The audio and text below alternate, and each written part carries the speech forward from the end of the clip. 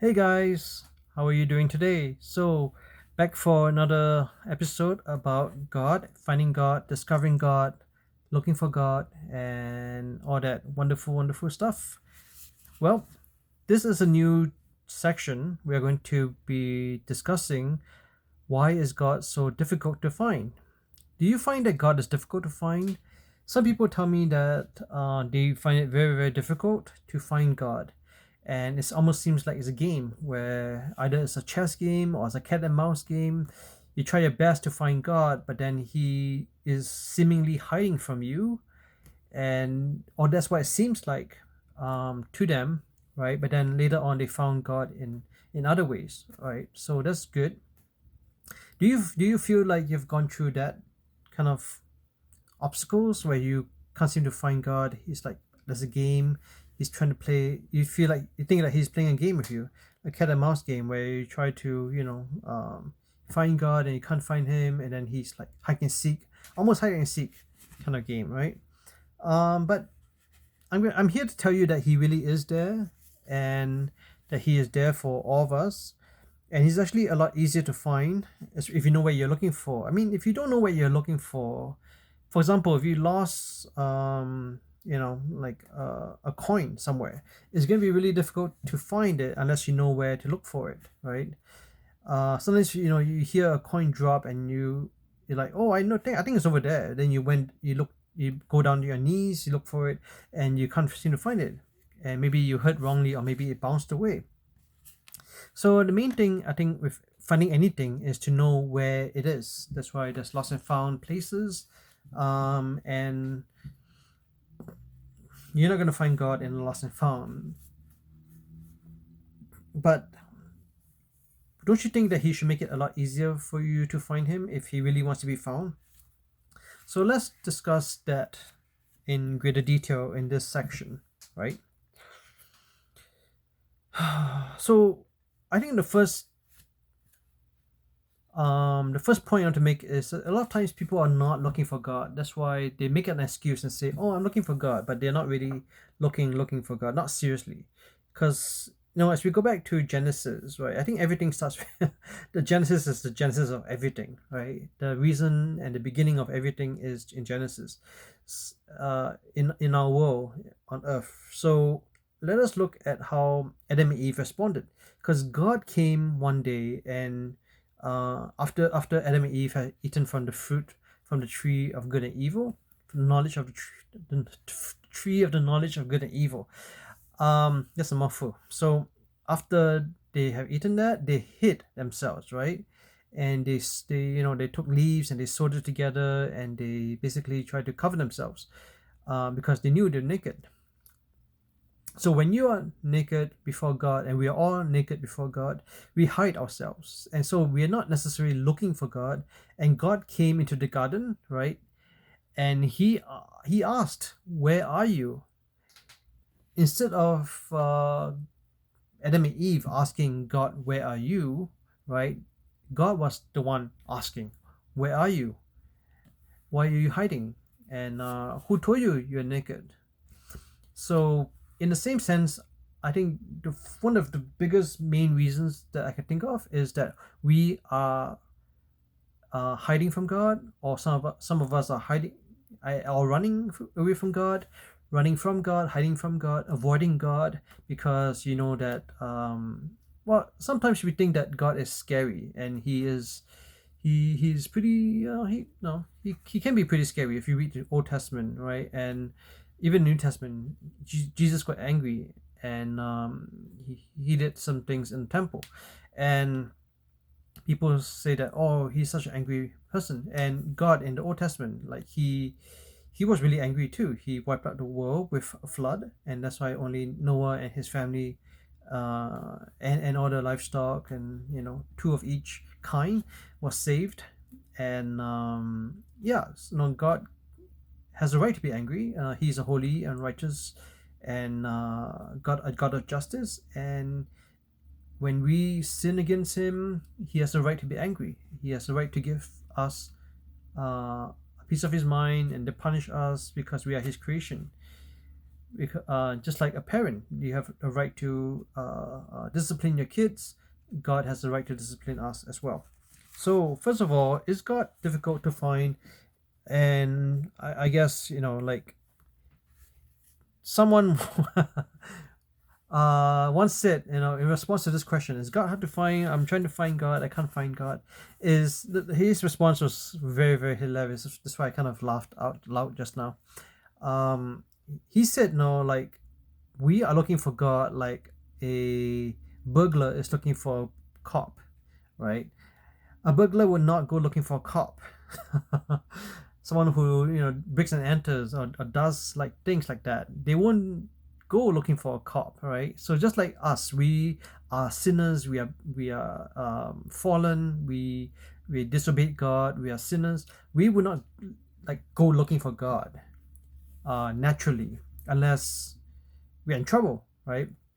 Unless it's a life-threatening uh, accident or incident, or like, you got shot and you're bleeding out, then you start looking for God. And only in those cases that we usually, like, only when there's life and death or something very, very serious, like illness or something more severe, that we would start to look for God. So when we ask the question, right, is God hard to find? Again, he is not necessarily hard to find if you're looking for him, but most people are not looking for him. So that's my first point. If you're looking for God and you know where to look, he is not difficult to find. So let's move on to another point. You know, I think back to Adam and Eve, like they enjoyed this relationship with God, and it was wonderful. And then they fell into sin. They listened to Satan in the form of the serpent, and now we have a world of suffering, a world of sickness, earthquakes, natural disasters, unnatural disasters, all kinds of stuff that goes on. And it's basically because of the first rebellion against God. When we rebelled against God, we turn away from God, and God, in a sense, turn away from us, because he can't bear to look at us anymore, because we are now sinful, fallen, and he needs to get us out of the garden and away from his sight. So humanity on a whole, like, we have disobeyed God. And as like I said, everyone who's born now in the world, we're all born sinners. We're born into the world of sin, a fallen world, a world that needs God, but are not necessarily looking for him. So, just like America, recently they celebrated their independence. They have Declaration of Independence. They have Independence Day. So in the same way, we want to be independent. I think that's in our hearts, is to be independent. We don't want to believe in God. We want to believe that God is in us, if there's even a God, and we don't want to have to answer to someone outside of ourselves, someone beyond, better than us, greater than us, more powerful than us. We want to be the best, the most powerful, the strongest, smartest. And that's part of our pride, and that's part of our fall and fallen nature, pride and our sinful nature, really, right? So, just thinking back to Genesis, when Adam and his wife, heard the sound of the Lord God coming, walking in the garden, in the cool of the day, they hid themselves, and the Lord, called out to man, "Where are you?" And Adam, he answered, "I heard you in the garden, and I was afraid because I was naked, so I hid." And this is from Genesis chapter 3, 8 to 10. So verses 8 to 10. So that's the Old Testament, right? So in the New Testament, we read of a story, the parable that Jesus told his, people who were listening to him at the time. He told them the parable of the talents. A rich landowner was going on a journey. He had 3 servants, and he basically gave each of them different talents. So he entrusted his money to his 3 servants. To the first servant, he gave 5 talents. To the second servant, he gave 2 talents. and to the third he gave 1 talent, right? So the first 2 servants put their money to work immediately, but the third buried it in the ground. And later, when the master returned, everyone, the first and second servants, they doubled their talents. You mean it had like double. And only the third gave back what he had, right? He only had 1, he gave back to the master 1. And his excuse or his reason, more like a excuse. His excuse was, Master, I knew that you are a hard man, harvesting what you have not sown and gathering where you have not scattered seed. So I was afraid and went out and hid your talent in the ground. And this is from Matthew 25, verse 24 to 25. So the point is that he says that I knew you were a hard man, I was afraid and I went out and I hid your talent. And that is really, really unfortunate, because the other servants did not think so. The other servants who had 5 and 2, they did not think that his master was a hard man, right? Because they went out, they were not afraid, were they? They went out and they basically invested the money and they doubled it, so that when the master came back, they had double. So what does this mean? The third servant did not really know the master, right? The first 2 did, right? What do you think? Do you think that the first 2 servants knew the master better than the third servant?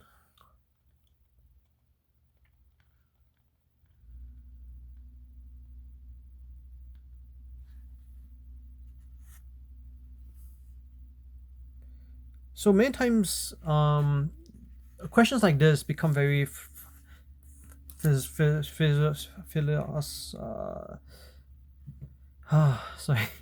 very theoretical and I can't say that right today. I don't know why. Philosophical. Yes. Yeah. So some of these questions get really, really deep and intellectual as well, right?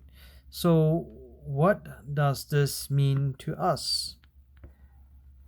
I think, when Jesus told a lot of his parables, he's actually trying to give us an idea of what heaven is like, what his Father is like. And many times he says, if you see me, you see the Father, right? So very often, I think, okay, so my second point really is that very often we see God the way we see our parents. It's very odd to some people, because the way that they have a relationship with God is the way they relate to their parents. I'm not sure if you ever thought of that, or because I think that's how some people see God. Like they see God like they see their parents.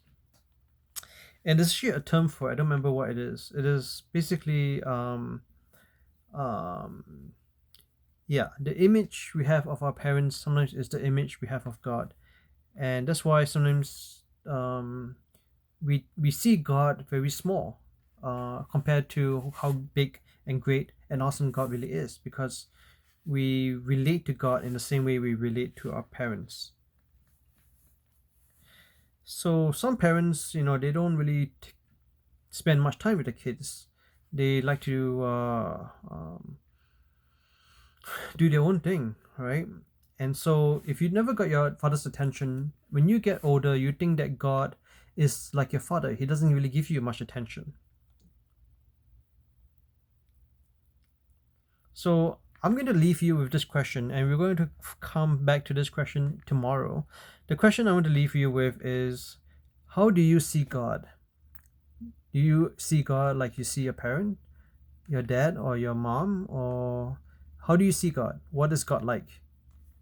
And you may say, yeah, you don't really believe in God, but okay, so tell me, what is this God that you don't believe in? What is he like? So Put it in the comments, and I'll see you in tomorrow's video. What is the God that you believe or do not believe in? What is he like? Put it in the comments. Like, subscribe, share with your friends, hit the bell, subscribe. And if you already subscribed, thank you so much. I really appreciate it. And I'll see you in tomorrow's video. Take care. God bless. And remember, put it in the comments on the hear and read and see what you have to say about what is this God that you do or do not believe in. What do you think God is like? Okay. See you tomorrow.